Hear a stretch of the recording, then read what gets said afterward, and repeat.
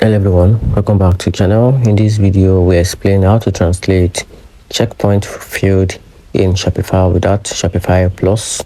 So to get started with that, by default Shopify only lets you fully customize checkpoint field if you are on the Shopify Plus. However, if you are not on Plus, you can still translate checkpoint field using a Shopify built-in language settings and translation app, no coding needed.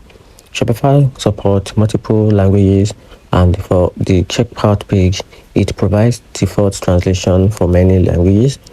You can manage this by going to settings, then click on language in the Shopify admin, and here you can either enable a different store language or edit translation manually. For example, you can find and change labels like shipping address, payment method, or contact information info into your desired language.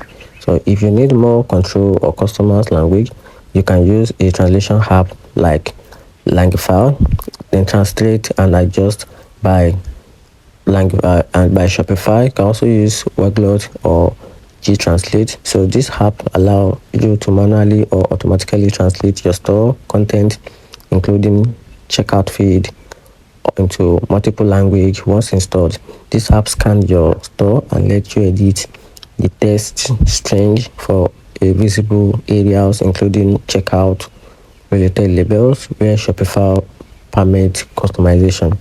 It's important to know that for Shopify store not on Plus, Shopify limits some checkpoint customization for security reasons, but basic field translation like label, placeholders, and button for still possible through these tools.